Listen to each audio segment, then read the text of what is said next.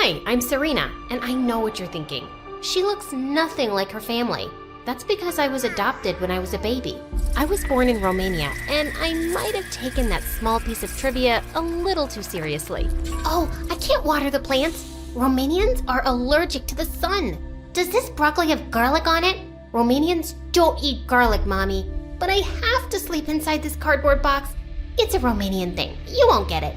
That's a vampire thing, doofus. Now sleep in a bed like a proper human child. God, you're so dumb. I wasn't dumb. I was quirky and cute. But Fred was right. I just never seemed to make the smartest choices. Fred wasn't only my brother. He was also my best bud growing up. He was super smart and solved math equations in his sleep, but he was really awkward and hated outdoor activities. Come out, Fred! Look at all these butterflies coming out of their raccoons! It's cocoons and no thank you. You know they start off as icky caterpillars, right? Quit being such a party pooper and come play with me! But Fred just stayed inside. I chased the butterflies and didn't realize when I ended up rather far from home. I was about to find my way back when suddenly this weird woman came out of nowhere and started showering me with kisses. Ew, get your germy lips off of me! I'm warning you, I know Kung Fu. Serena, I'm your aunt. I know your real mother. She wants to meet you at the ice cream shop. My what now? I didn't really care about finding my real family. I was happy with the one I had. But since ice cream was involved, I was suddenly curious. I was about to get into her van when suddenly a couple of police cars came screeching to a stop before us, and the officers arrested my aunt. They took me to the station with them, and moments later, Mom and Dad came running in and hugged me super tight. Oh, Serena, thank God you're safe. You can't go so far from home. That woman is a kidnapper the police have been trying to catch. She works at the adoption agency and picks up adopted kids for ransom money. Luckily, they caught her in time. Whoa. The psycho woman was jailed for 25 years, but from that day on, my parents were attached to me like my shadow and treated me like a porcelain doll. They wrapped me up in bubble wrap when I wanted to jump on the trampoline. They put me on a baby leash when we went out in public. They even missed Fred's science fairs and chess matches because they couldn't trust anyone to babysit me. You only have yourself to blame. Who's dumb enough to just walk off with a random stranger? Me, of course. I was nothing special. I had no brains and no passion. Most of the time, I felt a little lost. But one day, I saw this 16-year-old Russian swimmer, Mariana, win a gold medal on TV, and my whole life changed. I had posters of her all over my room and even bought all of her merchandise. I was obsessed. I want to be just like Mariana. She's a year older than me, and she's achieved so much. But swimming is dangerous, sweetie. You could slip and hit your head. I could do that in the kitchen, too. We should baby-proof the kitchen. What? No, I'm not a baby. Please, will you just let me try something for once? I'm sick of staying at home. I begged and whined and threw a couple of tantrums, and finally they agreed to take me to a kiddie pool. Whatever. I was determined to make the best of it, and when I entered the water, it felt like I was finally in my element. I aced all the lessons and turned out to be a natural. Within a year, I joined the high school swim team and even won a local competition. And Mom and Dad finally stopped freaking out like headless chickens. Then I started 10th grade and things just went bonkers. On the very first day, I was rushing to the shower when I slipped and went crashing into a girl. I am so sorry. Oh my God. What? You're Mariana. Am I dreaming? Ouch. This is definitely real. I am such a huge fan. Oh, really? Is that why you tried to injure me? What? It was an accident. Ha, I doubt it. I eat jealous little wannabes like you for breakfast. Now, stay out of my way or I'll crush you. What a diva! I found out from the head coach that Mariana was recovering from an injury at the local state-of-the-art medical center and would be attending our high school while she was here. Just my luck. The universe sent my idol to my school, and she already hates me. I tried to do damage control and got her some welcome flowers and cheesecake, but she started sneezing and gagging and threw everything in the trash. Are you trying to sabotage me? I'm lactose intolerant and allergic to roses. How was I supposed to know that? You said you were my fan and you don't know this? Some fan you are. I was just trying to be nice. Nice gets you nowhere. Work on your swimming instead, loser. Okay, that's enough. I know you're an international champion, but you can't treat me like this. I really admired you, but now I can see you're just a brat with a swollen head. Get over yourself. Huh, you wish you could be me. I have more talent in my injured little toe than you have in your whole entire body. You can put your entire foot in your mouth because at the next swim meet, I'm gonna beat you. I accept the challenge, although it's hardly a challenge. I was pumped. I trained extra hard and spent so much time in the pool, I started looking like a wrinkly old grandma. But on the day of the swim meet, Mariana spilled an entire bottle of conditioner on me right before the start. Oops, I'm so sorry. Your skin looked like it needed it. I was fuming. I took another quick shower, but I was super late. And when the whistle blew, I was so out of it that I flopped into the water like a dying fish. I lost badly, and Mariana sailed through the water gracefully like a swan. But what she did next shocked the bubbly farts right out of me. Mariana stepped off the stage after taking her prize and kissed Fred. Hey, what the heck are you doing to my brother? Stand behind me, Fred. I'll protect you from this soul-sucking mermaid. Sorina, Fred has told me so much about you. We met in the library the other day, and I said I was craving some Russian pastries. He got me some the very next day. Fred is a real gentleman. And you're a real lady. What was happening? Fred looked genuinely happy, but Mariana was bad news. The way she'd swam earlier, it didn't look like she was injured at all. But before I could confront her, they left. What a bunch of love-struck jerks! I was so depressed, I spent a couple of hours at my favorite ice cream shop eating my feelings. But once the banana splits were gone, I headed home and, to my surprise, I saw Mariana across the street. She was dressed like some weird spy and went inside a dirty-looking alley. I followed her and saw that she was buying a weird packet from some homeless dude. Hey, what you got there, bestie? Did you hit your head on that dive? I am not your bestie. Is it Russian candy? Is it a wig? Or is it a whole new personality you use only when Fred's around? It's your brother's heart, and it's all mine. She was a piece of work and super suspicious. I wanted to follow her, but I was already late. Mom and Dad would probably send a SWAT team after me. So that night, I borrowed Fred's laptop and did some research. I found a few articles about Mariana's injury, but then I found a creepy Reddit thread about athletes using performance-enhancing pills.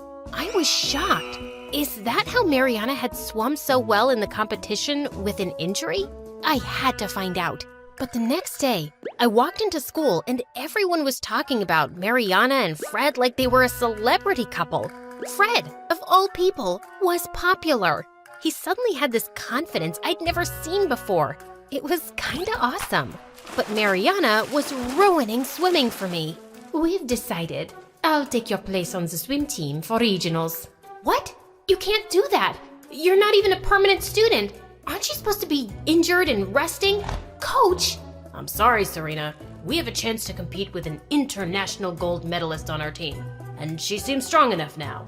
I was so mad I tore up all of her posters from my room and trashed all the merchandise. All I'd wanted to be was noticed by my idol, but she just turned out to be a massive jerk.